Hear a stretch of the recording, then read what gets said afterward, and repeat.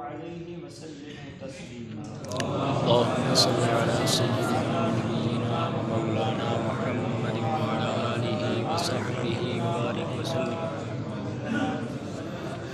الصلاة والسلام عليك يا سيدي يا رسول الله وعلى آلك وأصحابك يا سيدي يا حبيب الله.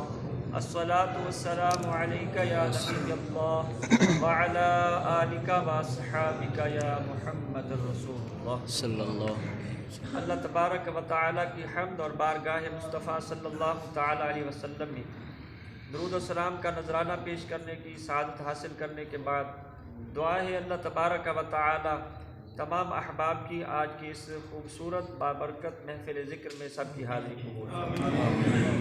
اللہ تبارک و تعالیٰ سب کے بچوں کو نیک بنائے اور اپنے والدین کی یاد ہمیشہ تازہ رکھنے کی توفیق آمین. فرمایا کہ جو بندہ یہ چاہتا ہے کہ ان کے والدین کا اچھا تذکرہ ہوتا رہے، جس بندے کی یہ تمنا ہے کہ اس کے والدین کو لوگ اچھے الفاظ سے یاد کرتے رہیں، تو فرمایا ان والدین کو چاہیے اپنے بچوں کی اچھی تربیت کرنی. سبحان اللہ. وہ والدین جب دنیا سے چلے جائیں گے ان کے بچوں کی تربیت اچھی ہوگی، ان والدین کا اچھا تذکرہ جاری رہے گا.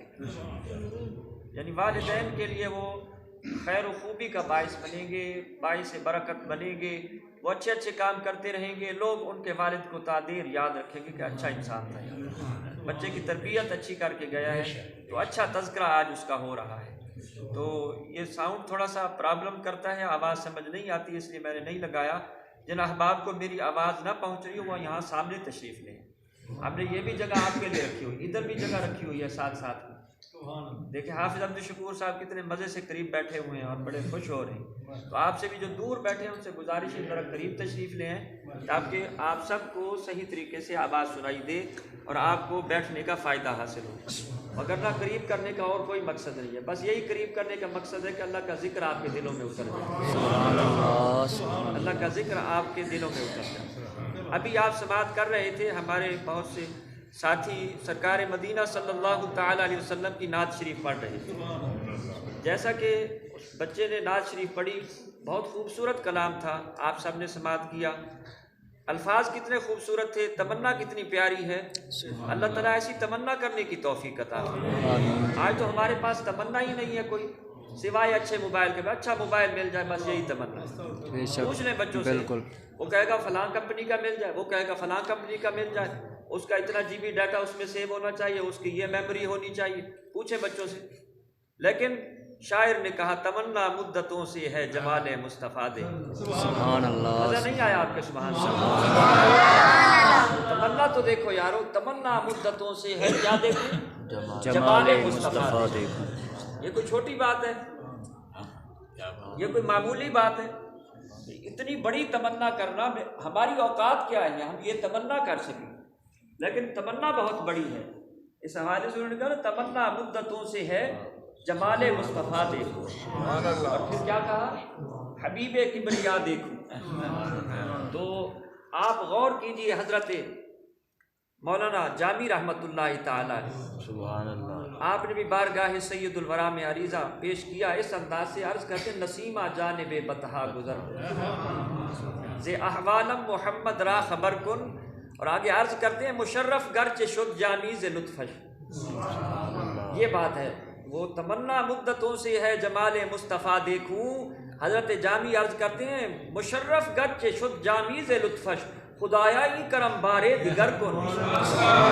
مشرف گرچ شد جامی ز لطفش، یعنی یہ جو عنایات ہے نا، کوئی شک نہیں کہ جامی کو یہ شرف حاصل ہے، جامی مشرف ہے. اس بات سے جامی کو یہ شرف مل چکا ہے کہ آپ کا دیدار ہوتا ہی رہتا ہے.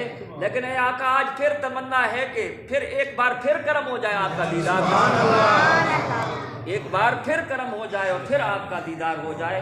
اسی لیے میرے پیر و مرشد حضرت سیدی و مرشدی پیر مہر علی شاہ بادشاہ رحمۃ اللہ تعالیٰ علیہ، آپ نے بھی اسی فلسفے کو اس انداز سے کہا اج سکھ متران دی ودھیری. سبحان اللہ. تعلیم محترم، یہ دیکھیں نا ایک ذوق ہے صوفیاء نے جو ہمیں دیا ہے، وہ اس جملے سے تمنا مدتوں سے ہے جمال مصطفیٰ دیکھوں. بعض اوقات ایسا ہوتا ہے کہنے والے کو بھی نہیں پتا کہ وہ کتنی بڑی بات کر رہا ہے، کتنی عظیم بات کر رہا ہے. یعنی ہماری یہ آنکھیں سرکار مدینہ کا دیدار کریں گے؟ اوقات تو دیکھیں ہم اپنے اعمال تو دیکھیں ہمارے اعمال کیا ہیں. لیکن پھر بھی حضرت پیر مہر علی شاہ رحمۃ اللہ علیہ فرماتے ہیں کہ آج سکھ متران دی بدھیری، آج جو ہے نا وہ دل میں تمنا اور چاہت بڑی پیدا ہو رہی ہے. اور دل کیوں دلڑی اداس گھنیری ہے. آقا آج میرا دل کیوں پریشان ہے؟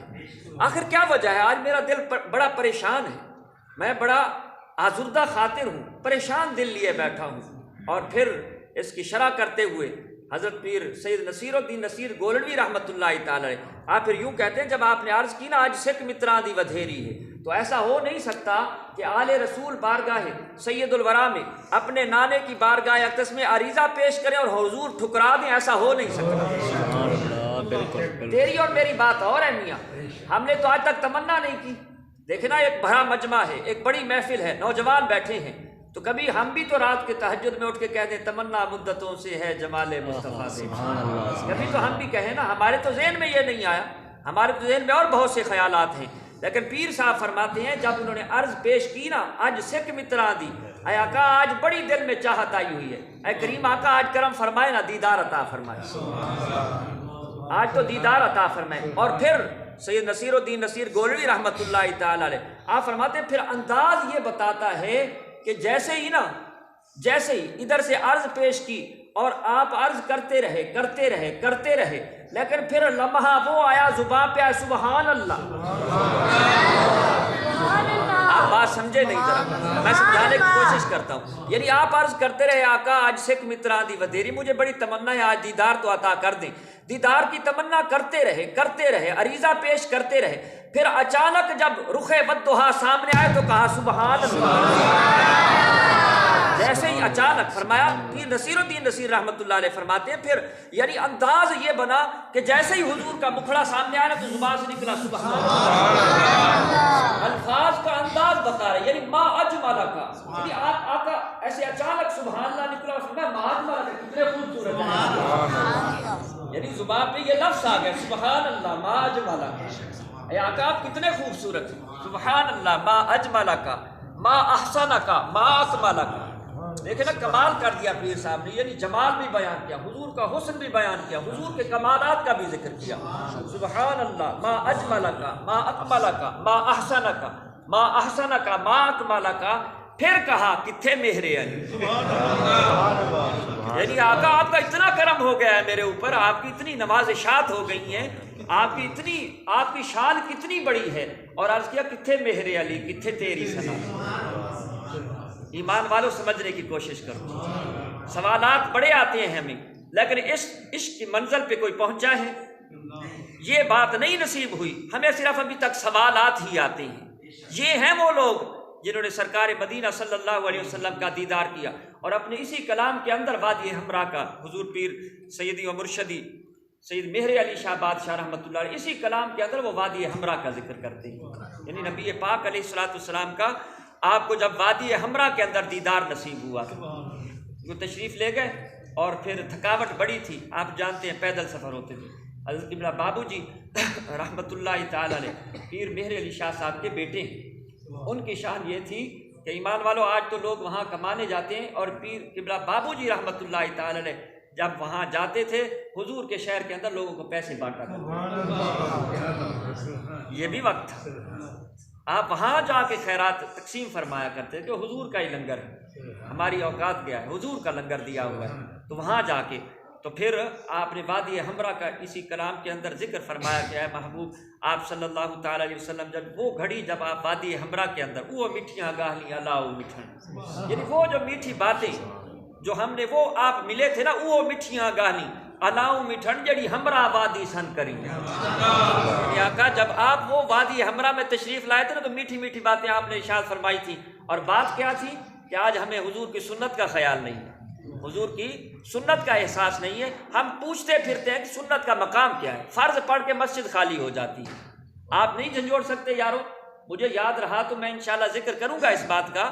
آپ کے تو کم از کم علم میں ہونا چاہیے کہ جمعۃ المبارک کا دن میں نے دیکھا ہماری اکثر مسجد کے نمازی جو ہے نا، اکثر نمازی جمعہ پڑھتے ہی فوری چلے جاتے ہیں. یہ نہیں معلوم کہ وہ گھر جا کے پڑھتے ہیں یا دکان پہ کھڑے ہو کے پڑھتے ہیں سنتیں، یا وہ پھر پڑھتے ہی نہیں ہیں، تو آپ سب کو میں ایک میسج دے رہا ہوں، آپ اسے یاد رکھیں۔ تو بعض اوقات اگر آپ کا بس چلے تو پوچھ لیا کریں بھائی آپ جو ہے نا یہ اچھا ماشاءاللہ یہ بڑی اچھی بات کہی ہے حافظ عبدالشکور صاحب فرما رہے کہ وہ گھر جا کے پڑھتے ہیں۔ اگر نہیں پڑھتے تو سنیے، نبی پاک علیہ السلام تشریف لائے، پیر مہر علی شاہ رحمۃ اللہ علیہ نے کیا کیا ہے، آج عشاء کی غیر موقتہ سنتیں چھوڑ دی ہیں، تو اللہ کے محبوب خود تشریف لے کے آ گئے۔ سنت کوئی چھوٹی چیز ہے؟ یعنی کچھ لوگوں کا چونکہ میڈیا کے ساتھ ٹچ ہیں، لوگ سنتے ہی رہتے ہیں، تو کچھ لوگوں کا ذرا عقیدہ تزلزل میں ہے، یہ بھی ہمیں معلوم ہے، لیکن حافظ صاحب نے دلیل پیش کی، وہ پڑھتے ہیں تو بہت ہی اچھی بات ہے، اطمینان ہو گیا۔ اگر نہیں پڑھتے تو انہیں کہیں میاں آقا صلی اللہ علیہ وسلم کی سنت کا تو مقام یہ ہے کہ حضرت پیر مہر علی شاہ رحمۃ اللہ علیہ نے بوجہ ضعف کے، کمزوری کے، سفر کی تھکاوٹ کے سنتیں چھوڑی تھیں، سرکار دو جہاں صلی اللہ علیہ وسلم تشریف لائے، دیدار عطا فرمایا، باتیں بھی کی اور ارشاد فرمانے لگے میری آل کے لیے تو مناسب نہیں ہے کہ میری سنت کو چھوڑ دیں۔ لوگوں کا اپنا اپنا تعلق ہے، لوگ میرے ساتھ جو تعلق رکھتے ہیں ٹھیک ہے، ساری میری امت ہے، لیکن اپنے اپنے تعلق کا ایک مقام ہے، ایک دسترس ہے، ایک مقام اور سٹینڈرڈ انہیں ملا ہوا ہے، لیکن میری آل کا جو میرے ساتھ مقام ہے وہ بہت اونچا مقام ہے، تو فرمایا میری آل کے لیے مناسب نہیں ہے کہ میری سنت کو چھوڑ دیں۔ بالکل بے شک۔ تو اس سے آل رسول کی عظمت کا بھی صحیح اندازہ ہو گیا کہ آل رسول کتنی عظیم ہے، اور دوسرا نبی پاک علیہ السلام کا اپنی آل سے کتنا تعلق ہے، اور اس سے پتہ چلا کہ ہمیں بھی آپ صلی اللہ تعالیٰ علیہ وسلم کی آل کا ادب و احترام کرنا چاہیے۔ تو پیارے ساتھیو، یہ تو باتیں میں نے اس لیے آپ سے کی کہ ذوق آ گیا تھا کہ نعت شریف اور اسی طرح پیر نصیر الدین نصیر گولوی رحمۃ اللہ علیہ کا کلام بھی پڑھا جائے، ایک میں ہی نہیں ان پر قربان زمانہ ہے، یعنی انہوں نے بھی باکمال کلام لکھا، اور پھر وہ جو شعر پڑھا گیا، عزت سے نہ مر جائیں کیوں نام محمد پر، یہ شعر چونکہ عام طور پر ساتھیوں کو اتنا جلدی سمجھ آنے والا نہیں ہے، میں ایک دو جملے میں سمجھا کے کچھ موضوع بھی ذکر کرتا ہوں۔ یعنی فرمایا عزت سے نہ مر جائیں کیوں نام محمد پر، یعنی یہ کتنی بڑی بات ہے کہ اگر اللہ تبارک و تعالیٰ نے ایک دن جان تو لینی ہی ہے، جانا تو ہے دنیا سے، اور کتنی اچھی بات ہو کہ کوئی نام محمد پہ اپنے آپ کو مٹا دے۔ یعنی کوئی بندہ مرنا تو ویسے ہی ہے، مر جانا ہے، کسی نہ کسی صورت مر جانا ہے، کسی کو چوٹ لگ کے اس دنیا سے چلے جانا ہے، کسی کی زندگی کی انتہا ہو گئی، مطلب بوڑھا ہو گیا، کمزور ہو گیا، چلے جانا ہے، لیکن فرمایا عزت سے نہ مر جائیں کیوں نام محمد پر، کیا عزت سے ہم سرکار مدینہ کے نام پہ اپنی جان نہ قربان کر دیں؟ یوں بھی کسی دن ہم نے دنیا سے تو جانا ہے، ایک دن جانا تو ہے نا، تو اس لیے عظمت مصطفیٰ پہ اپنے آپ کو قربان کر دیں۔ تو پیارے ساتھیو، نبی پاک علیہ السلام کی الفت و محبت کے اس خوبصورت ماحول میں میں آپ کے سامنے جو آیت کریمہ میں نے تلاوت کی ہے، کچھ اس کے موضوع کے حوالے سے بات کرتے ہیں، چونکہ یہ آج ایک دعا کی محفل ہے اور مغفرت کی محفل ہے، یعنی اللہ تبارک و تعالیٰ سے ہم نے مغفرت کا سوال کرنا ہے۔ اور پیارے ساتھیوں، مغفرت کتنی عظیم ہے، تھوڑا سا پانی دینا، مغفرت کتنی عظیم چیز ہے، آپ اس کا اندازہ یوں لگائیے کہ صبح سے لے کر اب تک آپ نے الحمدللہ 5 نمازیں پڑھی، استغفار بھی کرتے رہے ہیں، تلاوت کلام پاک بھی کی ہے، درود پاک بھی پڑھا ہے، اس کے بعد پھر اب تک آپ تشریف فرما ہیں، رات کا کچھ حصہ گزر چکا ہے، لیکن تمنا کیا ہے، یا اللہ یہ میری کوئی جو عبادت ہے یہ کسی ویلیو کسی لیول کی نہیں ہے، لیکن اے میرے مالک تو اسے قبول فرما کے میری مغفرت فرما۔ مقصود کیا ہے انسان کا؟ اللہ تبارک و تعالیٰ سے مغفرت کا سوال کرنا ہے، اللہ تبارک و تعالیٰ سے ذرا درود پاک پڑھیے۔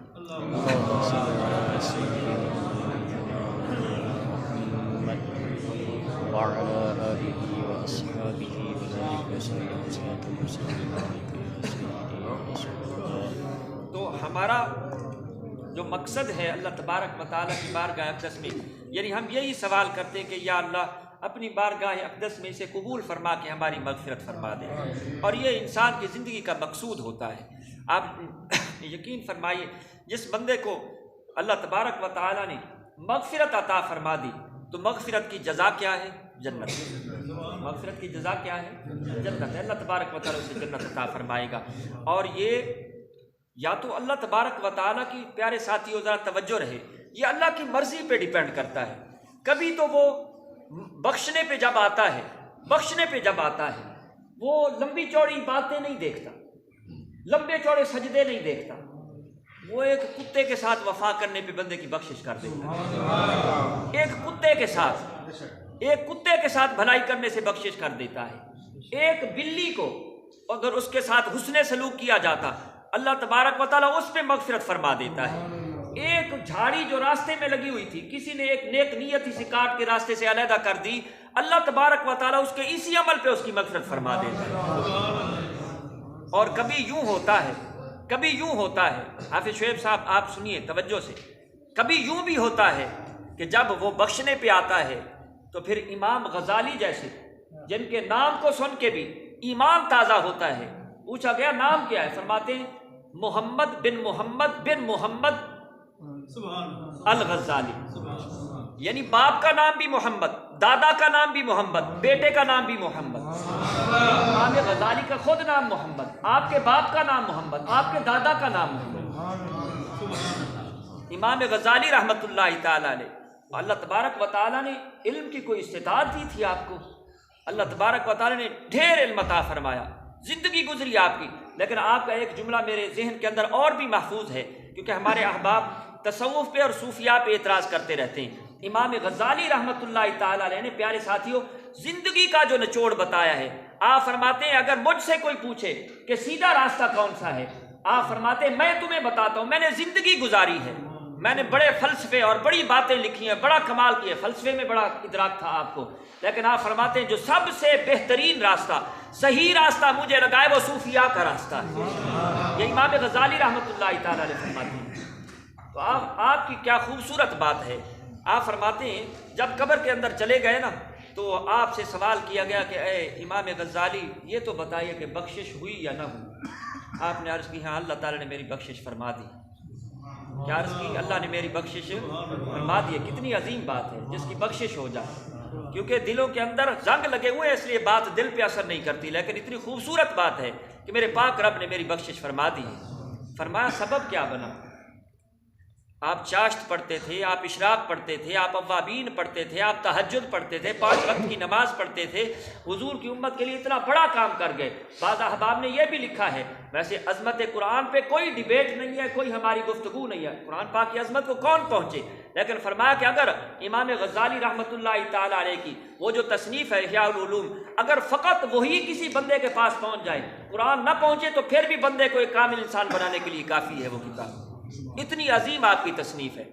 تو فرمایا عرض کی گئی کہ حضور یہ تو بتلائیے کہ مغفرت کس سبب ہوئی ہے، کیا اوابین کے سبب، فرمایا نہ، فرمایا 5 نمازیں پڑھتے تھے تب ہوئی ہے، عرض کی نہیں، تو پھر پوچھا کیا قرآن پاک آپ نے بڑی وضاحت فرمائی ہے، قرآن پاک کو کھول کھول کے بیان کیا، اس سبب سے مغفرت، عرض کیا نہیں، تو پوچھا گیا پھر بتلائیے تو صحیح آپ کی مغفرت کیسے ہو گئی ہے۔ ایمان والو توجہ سے بیٹھیں تاکہ بات کوئی دل پہ اثر کر سکے، کوئی بات دل میں سما سکے، کوئی اچھے سے قیمتی نکات لے کے جا سکے۔ پوچھا گیا آخر مغفرت کا سبب کیا بن گیا ہے، ہم تو اسی بات پہ انحصار کیے بیٹھے، ہاں فرض ہے ادا کرنا لازمی ہے، کوئی اس کو کم اہمیت نہ سمجھے، لیکن آپ فرمانے لگے کہ اگر پوچھنا ہی چاہتے ہو تو میں آپ کو بتلاتا ہوں میری مغفرت کیسے ہوئی ہے۔ آپ فرمانے لگے کہ ایک دن میں لکھ رہا تھا کچھ، میں نے قلم ڈبویا، سیاہی رکھی ہوئی تھی، روشنائی جسے کہتے ہیں، تو میں نے اپنا وہ کانے سے قلم بناتے تھے نا، تو قلم بنایا، قلم بنا کے میں لکھنا چاہتا تھا، اور ظاہر سی بات ہے جب انسان کوئی اپنی فکر سے لکھ رہا ہوتا ہے تو پھر وہ سوچ کے لکھتا ہے، ایسے نہیں لکھتا۔ میں نے ادھر سے قلم ڈبویا ہے، توجہ رہے بھی بات کی طرف، میں نے قلم ڈبویا اور اس کے بعد جنہیں سے قلم جو اوپر آیا نا تو میں لمحہ بھر کے لیے رک گیا، توجہ رہے، فرماتے میں لمحہ بھر کے لیے رکا اور ایک مکھی کہیں سے بیچاری اڑتی ہوئی آئی اور قلم کے اس نوک پہ آ کے بیٹھ گئی، اس نے قلم کی سیاہی کو چوسنا شروع کر دیا۔ ہے توجہ آپ کی، میں قلم کی سیاہی کو اس نے چوسنا شروع کر دیا، جب میری نگاہ پڑی تو میں لمحہ بھر کے لیے رک گیا، بیچاری پتہ نہیں کتنا سفر کر کے اسے چوسنے ہی دیا۔ یہ قلم کی سیاہی کو جو میں نے اس نقطے لکھنے کے لیے لگا رکھی ہے، کوئی نہیں تھوڑی سی دیر اس کو بھی اس سے راحت حاصل کرنے دو، میں اتنے لمحے کے لیے رک گیا، میرے پاک رب نے میرے اسی عمل کی وجہ سے میری مغفرت فرما دی۔ میرے پاک رب نے میرے اسی عمل کی وجہ سے میری مغفرت فرما دی ہے کہ میں ایک لمحے کے لیے نا قلم، وہ مکھی بیٹھی تھی میں نے نہیں اڑائی، میں نے کہا بیچاری، دل میں خیال آ گیا، نیت اچھی کر لی ہے، میں نے کہا چلے پتہ نہیں بیچاری کو پیاس لگی ہوگی کتنا ایک پانی پی جائے گی، اسے پیاس لگی ہوگی، اس کی تمنا ہے، وہ آ کے بیٹھ ہی گئی ہے قلم کے، اور بیٹھی کس کے قلم پہ؟ امام غزالی کے قلم پہ بیٹھی، اس کا بھی مقدر دیکھو کہ کس کے قلم پہ آ کے بیٹھی ہے۔ تو وہ فرماتے ہیں کہ ایک لمحہ کے لیے نا اس نے وہاں پہ توقف کیا اور میں بھی رک گیا، اسے اس کا کام کرنے دیا، میرے پاک رب نے میرے اسی عمل کے سبب سے مجھے بخش دیا۔ تو پیارے ساتھیوں، مغفرت کا کوئی بھی جو ذریعہ ہے اسے کم اہمیت نہ جانو۔ احباب سمجھتے ہیں کہ بہت سے اللہ تبارک و تعالی نے ذرائع عطا فرمائے ہیں مغفرت کے، دنیا کے اندر بھی بعد از وصال بھی، تو کسی کو کم اہمیت نہ سمجھیے، کوشش کرتے رہیں، کوشش، پتہ نہیں کون سا ایسا عمل ہو جس سبب سے اللہ تبارک و تعالی مغفرت فرما دے، اللہ تبارک و تعالی بندے کی مغفرت فرما دے۔ تو پیارے ساتھیوں، نبی پاک علیہ السلام آپ صلی اللہ تعالی علیہ وسلم نے بھی مغفرت کے حوالے سے بے شمار باتوں کا آپ صلی اللہ علیہ وسلم نے حکم فرمایا۔ کلام مجید کی جو آیت میں نے سلیکٹ کی ہے وہ حقیقتاً تو ایک منافق کے متعلق اتری، اور اس کا آغاز کیسے وہ فرمایا، استغفر لہم او لا تستغفر لہم ان تستغفر لہم 70 مرۃ فلن یغفر اللہ لہم۔ مالک کریم جل شانہ ارشاد فرماتا ہے، اے محبوب استغفر، آپ مغفرت مانگیے، لہم ان کے لیے، او لا تستغفر لہم یا آپ نہ مانگیے۔ پہلے تو یہاں پہ یہ بات ہے اختیار مصطفیٰ دیا جا رہا ہے، حضور کو اختیار دیا جا رہا ہے کہ آپ مانگیں یا نہ مانگیں، یہ آپ کی مرضی ہے، یہ آپ پہ ڈیپینڈ کر رہا ہے کہ آپ کی مرضی ہے، آپ مانگیں یا نہ مانگیں۔ لیکن معاملہ اس بندے کا اتنا سخت ہے کہ اے محبوب، ہر چند آپ کی زبان سے الفاظ نکلتے ہی نہیں، آپ کے دل میں خیال آتا ہے ہم اسے پورا فرما دیتے ہیں۔ یعنی آپ کی تو شان یہ ہے اے میرے نبی صلی اللہ تعالی علیہ وسلم، آپ کی شان یہ ہے کہ آپ کے دل میں خیال آتا ہے ہم اسے بھی پورا کر دیتے ہیں۔ اور آپ کو یہ میں بات بتلاؤں، سیدہ عائشہ صدیقہ رضی اللہ تعالی عنہا آپ اس بات کا ذکر کرتی ہیں کہ حضور کی شان یہ تھی، آپ فرماتی کہ میں نے یہ دیکھا ہے کہ اللہ تبارک و تعالی میرے آقا کی زبان سے جو بات نکلتی تھی مجھے یوں لگتا تھا اللہ تبارک و تعالی اسے بہت جلدی پورا فرماتی ہے۔ اللہ کی شان یہ ہے۔ تو اس کے باوجود رب نے جو یہاں پہ ارشاد رب پاک ہے، اللہ تبارک و تعالیٰ نے اس انداز سے اس منافق کی بات کی ہے کہ اے محبوب آپ اس کے لیے مانگے یا نہ مانگے، کیونکہ مسئلہ یہ ہے کہ وہ رئیس المنافقین تھا، عبداللہ بن ابی، بارگاہ مصطفیٰ صلی اللہ علیہ وسلم میں کبھی کبھار حاضر ہوتا۔ اب دیکھنا، ایک یہ عملاً یہ بات ثابت ہے کہ جس کے دل میں حب مصطفیٰ ہے نا، جو جس کے اعمال سے، اس کے نظریات سے، اس کے عقائد سے یقینی بات ہے اس کے دل میں ہے، تو اس کو بتلانے کی کوئی ضرورت نہیں پڑتی۔ سمجھ رہے بات کو؟ باتیں قیمتی ہیں، باتیں بڑی قیمتی ہیں، اس کو بتلانے کی لوگوں کو جا کے جی میں عاشق مصطفیٰ، کوئی ضرورت نہیں پڑتی اس کو بتلانے کی۔ اور جس کے دل میں کھوٹ ہو نا، وہ کہتا ہے میں بھی عاشق مصطفیٰ ہوں، جی میں بھی عاشق مصطفیٰ ہوں، وہ بتلاتا ہے۔ تو یہ بندہ جو تھا، نبی پاک علیہ السلام جب گفتگو فرماتے، خطبہ فرماتے، یہ بندوں کے سامنے کھڑا ہو جاتا، کہتا کہ اللہ نے آپ کو بڑے رتبے عطا فرمائے، اللہ نے آپ کو بڑی عزت عطا فرمائی، اللہ نے آپ کو بڑی شان عطا فرمائی، اکرمہ اللہ، اللہ نے آپ کو بڑی کرامتیں عزتیں عطا فرمائی۔ تو کھڑا ہو کے یہ بات کہتا بندوں کے سامنے، صحابہ کے سامنے یہ بات کہتا۔ وہ صحابہ جن کے دل میں عشق مصطفیٰ ہے، وہ کیا نہیں چاہتے کون عشق والا بیٹھا اور کون بغیر عشق بیٹھا ہوا ہے؟ تو یہ کھڑا ہو کے بات کرتا۔ جب غزوہ احد میں اس منافق کی منافقت کھول کے سامنے آ گئی نا، تو پھر ایک جگہ پہ مجمع لگا، میرے آقا خطبہ ارشاد فرمانے لگے، اور یہ منافق کھڑا ہو کے وہی جملے دہرانے لگا، اللہ نے آپ کو عزت دی ہے، اللہ نے آپ کو شان دی ہے۔ تو سیدنا عمر فاروق کھڑے ہو کے فرمایا چپ کرو، کیا بات ہے، فرمایا یہ ڈھونگ نہ رچا، یہ تیرا کیا طریقہ ہے، تمیز سے بیٹھ ذرا۔ آپ نے فرمایا بیٹھ جا۔ نبی پاک علیہ السلام بھی جانتے ہیں کون عشق والا ہے بیٹھ اور کون نہیں ہے عشق والا، تو کھڑا ہو کے کیا اعلان کرتا، بیٹھ جا چپ کر کے۔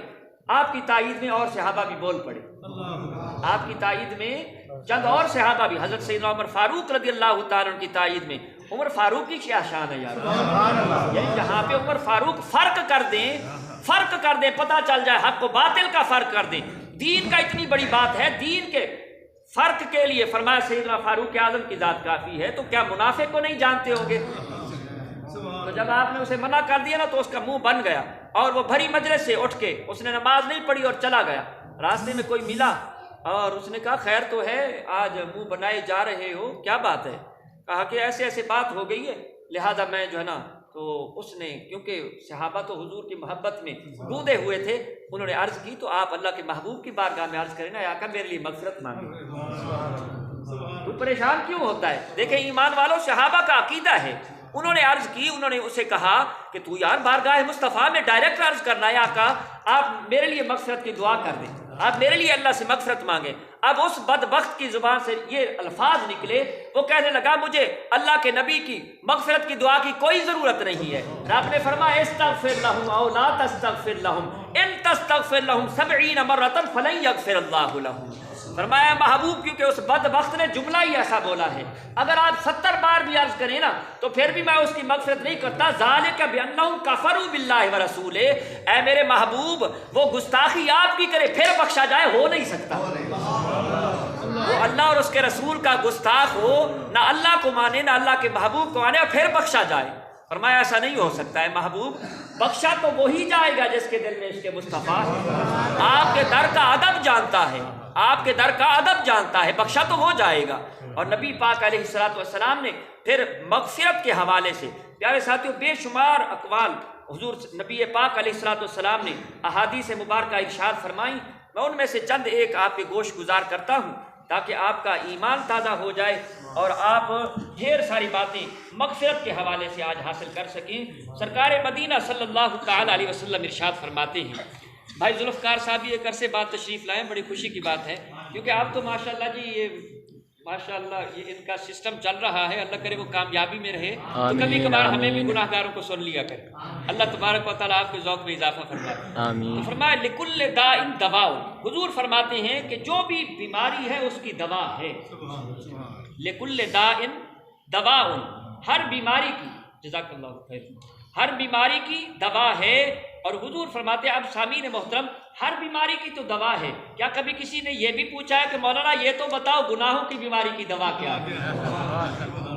نبی پاک علیہ الصلوۃ والسلام نے یہ تصدیق فرما دی کہ ہر بیماری جو اتری ہے اس کی ساتھ اللہ تبارک و تعالیٰ نے شفا بھی اتاری ہے۔ یہ الگ بات ہے کہ کوئی کب اس چیز کو پہنچتا ہے، باقی شفا تو من جانب اللہ ہے، اللہ تبارک و تعالیٰ کی طرف سے ہے۔ تو اب حضور ارشاد فرماتے ہیں ایک بات یاد رکھو، یہ جس کو گناہوں کی بیماری لگ جائے اس کی بھی دوا موجود ہے، اس کی بھی دوا موجود ہے۔ تو حضور فرماتے ہیں وَدَوَاءُ الذُّنُوبِ الْاِسْتِغْفَارُ، اور گناہوں کی بیماری کی دوا کیا ہے؟ استغفار کرنا، اللہ تبارک و تعالیٰ سے ہر لمحہ مغفرت مانگنا۔ بعض اوقات احباب یعنی استغفر اللہ کہتے رہتے ہیں، یہ مکمل جملہ ہے۔ میں حدیث پاک میں پڑھ رہا تھا، وہاں پہ ذکر کیا استغفر اللہ الذی لا الہ الا هو الحی القیوم واتوب الیہ، یہ حدیث پاک میں اس کا بھی ذکر ہے، استغفر اللہ ربی من کل ذنب واتوب الیہ، یہ بھی کامل ہے۔ البتہ یہ بات ضرور ہے کہ آپ کو اس کا کہنا صحیح انداز سے آتا ہو، یعنی استغفر اللہ کیسے کہنا ہے؟ استغفر اللہ، یہ مکمل ہے۔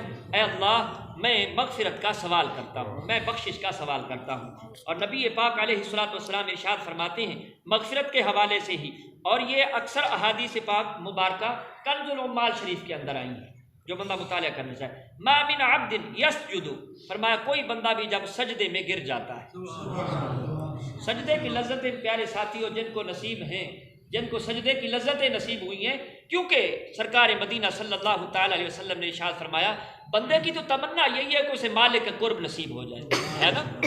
جیسا کہ آپ کا کوئی مالک کوئی دنیا کے اندر جس کے آپ پاس کام کرتے ہیں، آپ اس کا قرب تو یقیناً چاہتے ہیں نا، آپ کبھی اس سے اچھی بات کر کے اس کا قرب چاہتے ہیں، کبھی اس کی بھلائی کر کے اس کا قرب چاہتے ہیں، کبھی اس کا فائدہ کر کے اس کا قرب چاہتے ہیں کہ مالک کی نگاہ کرم رہے۔ تو پیارے ساتھیو ایک بات یاد رکھنا، سرکار مدینہ صلی اللہ تعالیٰ علیہ وسلم ارشاد فرماتے ہیں مالک کریم اللہ جل شانہ کا قرب کوئی بندہ چاہتا ہے اور وہ سمجھ نہیں پا رہا کہ قرب ملے گا کیسے، فرمایا جب اس کی زمین مالک کے حضور جھک جاتی ہے قرب خداوندی نصیب، جب اپنی زمین کو مالک کے حضور جھکا دیتا ہے۔ اور ایک موقع پہ میں نے یہ جملے کہے تھے، مجھے آج پھر دل چاہ رہا ہے کہ ذکر کر دوں کیونکہ مجمع کثیر ہے، آپ کثیر تعداد میں تشریف فرما ہے۔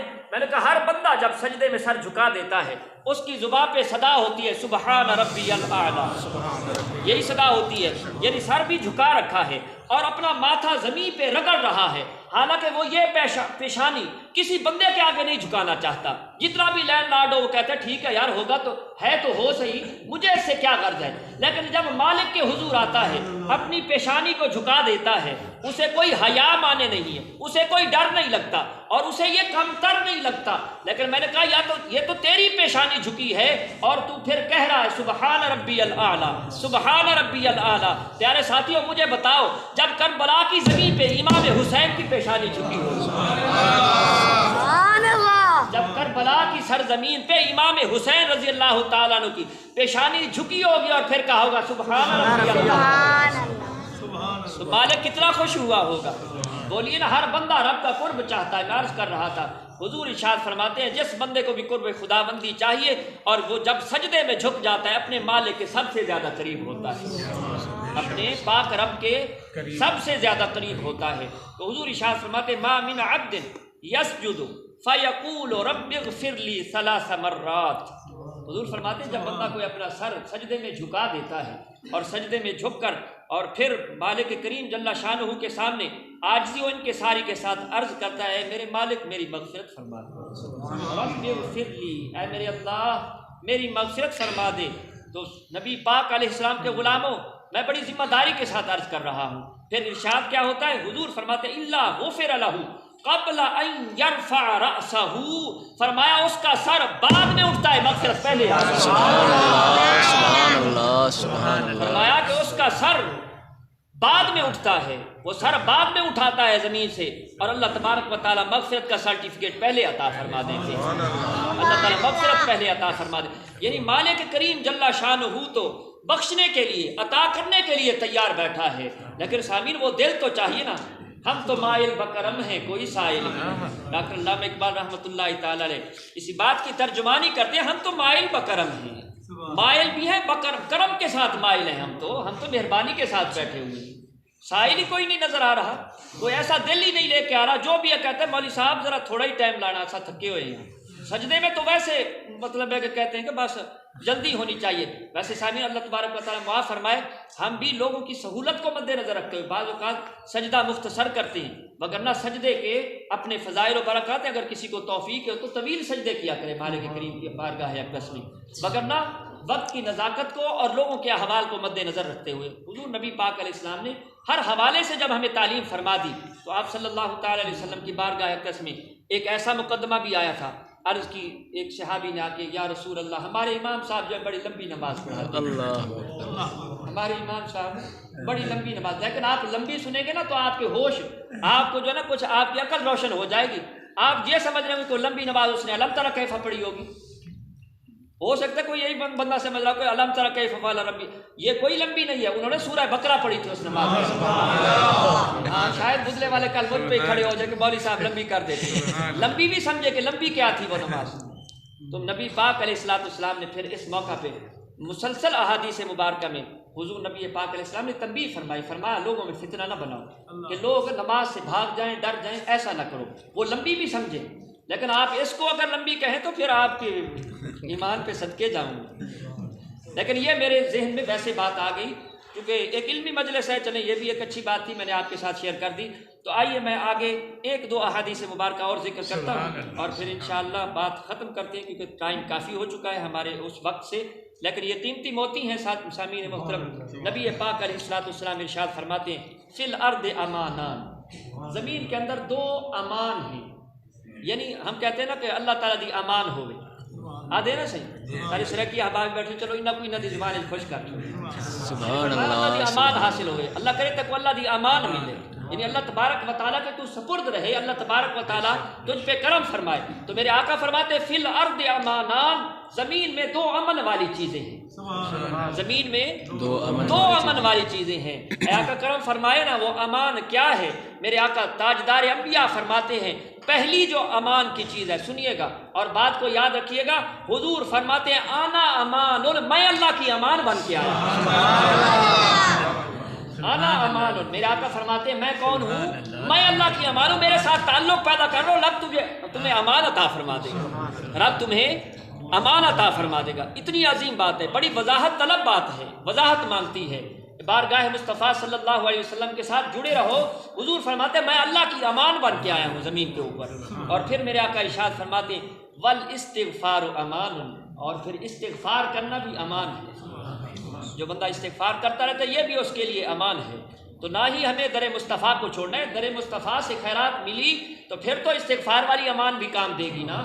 اگر کوئی بندہ کہے کہ ٹھیک ہے میرے آقا نے دو چیزیں ارشاد فرما دی ہیں، میں فقط استغفار کی امان کو پکڑتا ہوں، دینے والے تاجدار کے در کو چھوڑ دیتا ہوں، میں پھر بھی امان ملنے والی نہیں ہے۔ میرے آقا کے در سے جو پھر گیا، اور اسی لیے امام اہل سنت فرماتے ہیں تیرے در سے جو یار پھرتے، ذوق نہیں دیا آپ نے۔ بے شک ابھی تو مجھے کل بھی جمعے کی تقریر کرنی ہے اور بغیر ساؤنڈ کے بول رہا ہوں، اور گلا بھی میرا ہی خراب ہے۔ فرماتے ہیں تیرے در سے جو یار پھرتے ہیں، اے آقا آپ کے در سے جو پھر جاتے ہیں ان کی کیفیت کیا ہے؟ تیرے در سے جو یار پھرتے ہیں در بدر یوں ہی خار پھرتے ہیں۔ کیا عظیم بات کی ہے۔ تیرے در سے جو یار پھرتے ہیں در بدر یوں ہی خار پھرتے ہیں، در بدر کی ٹھوکریں کھا رہے ہیں۔ کئی بندوں کے بارے سنا ہے کہ یہاں سے گئے تو وہ فلاں فرقے میں گئے جی، وہاں بھی دل نہیں لگا، پھر اس سے دل بھر گیا، مطمئن نہیں ہو، پھر دوسرے فرقے میں جا گھسے، پھر وہاں بھی بس شرم کے مارے آپ پیچھے آ نہیں سکتے، آگے جا نہیں سکتے، آگے کوئی راستہ نہیں ملا، پیچھے آ نہیں سکتے، بھٹک گئے نا۔ تو اس لیے فرمایا تیرے در سے جو یار پھرتے، آقا جو آپ کے در سے پھر کے راستہ ملتا ہی نہیں ان کو۔ خدلا سنت والو بات دل پہ لکھ لو، ہمیں بہت سی باتوں کی کلیئرنس ہو چکی ہے، ہم جانتے ہیں کہ اس کی حقیقت کیا ہے، وہ بات کیا ہے، اس کے بعد پھر بار بار قریدتے ہیں بات کو۔ یار آپ کسی جگہ پہ اطمینان کر لو نا، کب تک اسی طرح بھٹکتے رہو گے، پھر کہو گے موت کا وقت قریب آ جائے گا، دنیا سے چلے جائیں گے، اور اسی اضطراب کی کیفیت میں، یعنی کشمکش کی کیفیت میں ڈسٹربینس چل رہی ہے۔ یار ایک جگہ مطمئن کیوں نہیں ہو جاتے جب دین کی ساری باتیں حقائق ہمارے سامنے موجود ہیں؟ ایک جگہ پہ اپنے دل کا اطمینان کر لو۔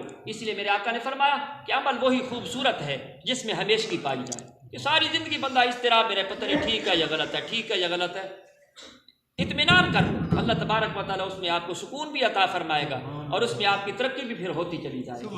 مگر اسی طرح ڈسٹربینس کی اور دل کے اندر یعنی ڈاؤٹڈ رہے، ڈاؤٹ شک میں رہے، پتہ نہیں کیا کر رہے ہیں، پتہ نہیں کیا کر رہے ہیں، پتہ نہیں کیا کر رہے ہیں، تو اطمینان رکھے نا اللہ تبارک و تعالیٰ کی بارگاہ اقدس میں۔ اللہ تبارک و تعالیٰ کہ اتنے سارے صوفیاء، اولیاء، کاملین، ائمہ کرام اور صحابہ تک ایک تسلسل چل رہا ہے، روحانی زندگی کا بھی، شرعی زندگی کا بھی، ہر حوالے سے مکمل ایک نظام موجود ہے۔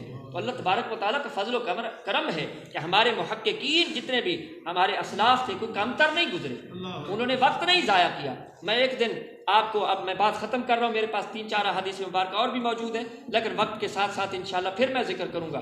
لیکن یہ اطمینان کے حوالے سے میں بات عرض کرتا ہوں کہ آج کل ہمارے کچھ ساتھی میڈیا کے ساتھ چونکہ ٹچ رہتے ہیں تو ان کی باتیں پھر سنتے ہیں، پھر مطلب ہے کہ پھر وہ سوالات جوابات کرتے رہتے ہیں، ایسے مطلب ہے کہ اطمینان نہیں ہو پا رہا۔ تو پیارے ساتھی، یہ کیفیت انسان کو ایک نہ ایک دن بڑی مشکل میں ڈال دیتی ہے، بڑی مشکل میں ڈال دیتی ہے۔ تو آپ دیکھیے اس بندے نے جب یہ بات کی کہ وہ کہنے لگا، اب قاری صاحب یہ بھی بنا رہے ہیں تو ماشاءاللہ اللہ تعالیٰ نے جزائے خیر عطا فرمائے، البتہ جملے بڑے سخت اس نے کہے، میں وہ آپ کے سامنے عرض کرتا ہوں۔ امام اعظم ابو حنیفہ رحمۃ اللہ علیہ یہ کبار تابعین میں سے ہیں، یعنی تابعین میں اونچے رتبے پہ فائز، یعنی سب سے پہلے سید الانبیاء، پھر اس کے بعد آپ کے صحابہ کے بعد کن کی جماعت آتی ہے؟ تابعین کی آ رہی ہے۔ کن کی آتی ہے؟ تابعین کی۔ تو وہ بے عقل انسان اب بھی موجود ہے، لوگ بڑے اس کے گرویدہ ہیں، بے عقل انسان اب بھی کہتا ہے او تابعین ترج کے جھوٹے سن، یہ اس کا جملہ ہے۔ اور میں نام بھی بتا دیتا ہوں کیونکہ آپ بڑے اس سے مطمئن ہوتے ہیں۔ مجھے اسکول میں بھی ایک ساتھی کہنے لگے، یار مجھے کسی نے مطمئن کیا تو وہ انجینئر محمد علی مرزا ہے۔ میں نے کہا یار افسوس ہے تمہاری سوچ کے اوپر، افسوس ہے۔ حاجی صاحب آپ بھی ذکر کرتے ہیں تو سنیے، اس بندے کے یہ الفاظ ہیں، وہ کہتا ہے وہ تابعین ترج کے جھوٹے سن، انہوں نے حدیثاں کڑیاں نے ساریاں۔ اور بے عقل آدمی، تجھے ایمان کہاں سے مل گیا ہے؟ تو جو بیٹھ کے بڑی تقریر کر رہا ہے، ہاں کچھ باتیں ٹھیک ہیں، ٹھیک کرتا ہے، صحیح باتیں بھی ہوں گی، لیکن یہ جملہ کہنا کتنی بے ادبی اور گستاخی کی بات ہے کہ حضرت سیدنا امام اعظم ابو حنیفہ رحمۃ اللہ تعالی علیہ یہ تابعین میں سے ہیں، اور بھی معتبر کتب احادیث ساری تابعین کے دور میں لکھی گئی ہیں، تو تجھے پھر ایمان اور صحائح ستہ سامنے رکھ کے پھر تو کیسے تقریر کرے؟ تجھے تو حق ہی نہیں پہنچتا تو بات کرے۔ سمجھ گئے آپ بات کو؟ تو یہ اضطراب کی کیفیت ہے، جو بندہ بھٹکا ہے اور اسی انداز سے وہ دوسروں کی طرف بھی ایسی ایسی باتیں کر رہا ہے، آپ سمجھنے کی کوشش کریں۔ اللہ تبارک و تعالی بندہ ناچیز کے یہ کلمات اپنی بارگاہ قسم قبول فرمائے۔ اللہ تبارک و تعالی ہمارے محترم بھائی محمد سلیم صاحب اور